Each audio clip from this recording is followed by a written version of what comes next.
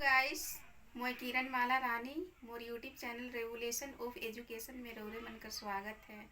तो आज मैं रौरे मन के पढ़ाए वाली हूँ क्षेत्रीय भाषा नागपुरी। विषय नागपुरी व्याकरण। नागपुरी व्याकरण में हमरे मन पढ़ब ध्वनि और वर्ण। तो चलो देखिला ध्वनि के कहेला और वर्ण के कहेला। ध्वनि शब्द कर जान है के। ध्वनि का है के शब्द कर जान है के।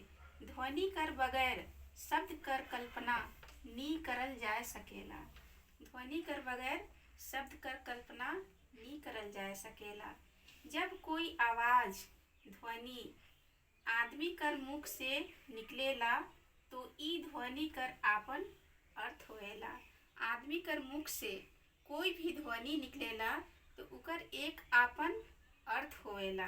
जैसे अ, आ, ई, उ, मन। सार्थक ध्वनि कर मेल से शब्द कर निर्माण होएला। सार्थक ध्वनि कर मेल से का होएला? शब्द कर निर्माण होएला। सार्थक ध्वनि के लिखित रूप देवेक वर्ण कहेना। सार्थक ध्वनि के लिखित रूप देवेक का कहेना? वर्ण कहेना। वर्ण कर बारे में हमरे मन इस तरह से इकर परिभाषा लिख सकीला। वर्ण उ मूल ध्वनि के कहल जाएला जेकर खंड या टुकड़ा नी करल जा सकेला। जैसे आ, ई, व, च, क, मन। जे ध्वनि का टुकड़ा नी करल जा सकेला से के हमरे मन का कहिला? वर्ण कहिला। वर्ण हमरे कर उच्चारित भाषा चाहे वाणी कर सबसे छोट इकाई है के इकर टुकड़ा नी करल जा सकेला। वर्ण और उच्चारण में बहुत गहरा संबंध है। इके एक दूसरे से अलग नी करल जा सकेला। तो वर्ण और उच्चारण में का है? बहुत गहरा संबंध है। इके एक दूसरे से अलग नी करल जा सकेला। हिंदी लखे नागपुरी लिपि में लिखल जाएला, मुदा हिंदी में 52 वर्ण हैं जबकि नागपुरी में 33 वर्ण हैं। नागपुरी में कितने वर्ण हैं? 33 वर्ण हैं। और वर्ण के दो भाग में बांटल जाएला। नागपुरी भाषा में वर्ण के कतई भाग में बांटल जाएला? दो भाग में बांटल जाएला। पहला स्वर वर्ण समूह और दूसरा व्यंजन वर्ण समूह। वर्ण के कई भाग में बांटल जाएला? दो भाग में बांटल जाएला। पहला हो गेलक वर्ण स्वर वर्ण समूह।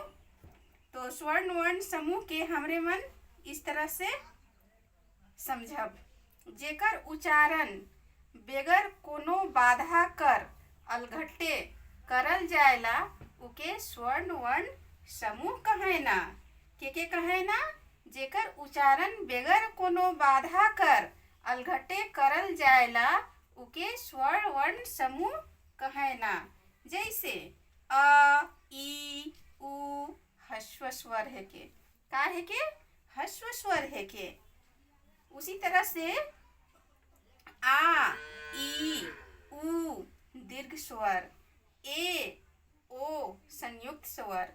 नागपुरी में ए और औ कर उच्चारण नई कर बराबर होवेला। नागपुरी भाषा में ए और औ कर उच्चारण नई कर बराबर होवेला। और में एक लकीर बढ़ जाए। व्यंजन वर्ण समूह। व्यंजन वर्ण समूह कर उच्चारण में स्वर वर्ण समूह कर मदद कर दरकार या जरूरत होवेला। व्यंजन वर्ण समूह में का होवेला?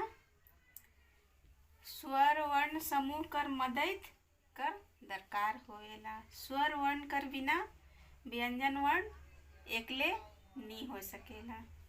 जैसे क जोड़ अ बराबर क में अ छिपल है आधा अ। ख जोड़ अ ख में आधा अ छुपल है। हिया क और ख कर संगे अ लुकल है। यह लखे लगभग 100 व्यंजन वर्ण समूह में स्वर वर्ण लुकल रहेला। नागपुरी भाषा में अन्ना कर उच्चारण न करल जाएला। नागपुरी भाषा में का करल जाएला? अन्ना कर उच्चारण न कर होएला। अन्ना के हमरे नी पढ़ीला, सिर्फ ये वाला न के पढ़ीला। आधा स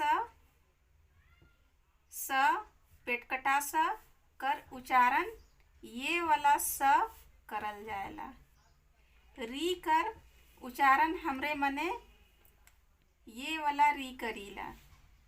य कर जगह में ज, अक्षा कर जगह में छ या ख, तर कर जगह में तर तर और ज्ञ कर जगह में ग में एकार या गे। इस तरह से प्रयोग होवेला। संयुक्ताक्षर कर प्रयोग नागपुरी भाषा में संयुक्ताक्षर कर प्रयोग नहीं होवेला। जैसे कृष्णा के हमरे मने लिखीला कमे हर्षी की स नमे कारना कृष्णा। कृष्णा नहीं होवेला नागपुरी भाषा में, कृष्णा के कृष्णा लिखीला। अपनिहिति जे शब्द कर अंत में ह्रस्व ई हो और आगे व्यंजन होवे तो उ व्यंजन कर पहिले ई कर आगमन होवेला। जैसे चाल, चाल के हमरे मन क्या लिखब? चाइल। दाल, दाल के का लिखब? दाइल। ई हो जाएला। जाति, जाइत। वर्ण लोप नागपुरी में अन्ना, तालब स, पेटकटा स, अक्ष, त्र और ज्ञ नी होएला। अन्ना कर जगह में ये वाला ना कर प्रयोग होएला। तालब स पेटकटा स कर जगह में ये वाला स दंत स कर प्रयोग होएला। अक्षा कर जगह में छ या ख कर प्रयोग होएला। उच्चारण कर सामान्य और विशेष रूप नागपुरी भाषा कर आपन ठाव और विशेषता है। नागपुरी भाषा कर का है? आपन ठाव और विशेषता है। नागपुरी छोट बड़ संगी साथी नाता गोता सब ले आपन आपन ढंग से भाषा कर प्रयोग करल जाएला। भाव अर्थ एक रहले भी उकर रूप बदल जाएला। जैसे कि हमरे मन देखा बेखन अति सम्मान सूचक प्रयोग। बहुत सम्मानित लोगों के लिए राउरे और तोय कर जगह अपने कर प्रयोग होवेला। मतलब बहुत अधिक सम्मानित व्यक्ति, उसके लिए रौरे के जगह अपने का प्रयोग होता है। क्रिया में एक वचन कर जगह में बहुवचन प्रयोग करल जाएला। क्रिया में का करल जाएला? एक वचन कर जगह में बहुवचन कर प्रयोग करल जाएला। अति सम्मान सूचक लोग में आवे ना गुरु, राजा, जमींदार, मुखिया, सास ससुर, सर समधी, बड़ सारा सारी मन। जैसे हमरे बोले चालक में भाषा का प्रयोग करब। राजा साहेब अपने खा लें, दादा साहब अपने खावें। मतलब क्रिया बहुवचन हो जाएला, जैसे यहाँ बहुवचन हो जाए है और अति सम्मानजनक है। राजा से ले यहाँ आपने कर प्रयोग हो है। सम्मान सूचक प्रयोग। नागपुरी भाषा में आपन बराबरी, आपन से बड़ और अनजान आदमी के सम्मान देवे कर चलन है। नागपुरी भाषा में क्या है, आपन से बड़ और अनचिन आदमी के भी सम्मान देवे कर रिवाज है, चलन है। ई मन ले रौर शब्द कर इस्तेमाल होएला, प्रयोग होएला। जैसे अपने से छोट के लिए तोय जाबे, तोय खाबे, सुमन जाई। इखे हमिन सम्मान सूचक प्रयोग करब। रौरे जाब, तोहरे मन खाबा, सुमन मन जाबे। तो इस तरह से सम्मान सूचक देवल जाएला। नागपुरी भाषा में आपन से छोट बड़ बराबरी कर लिए। साधारण प्रयोग।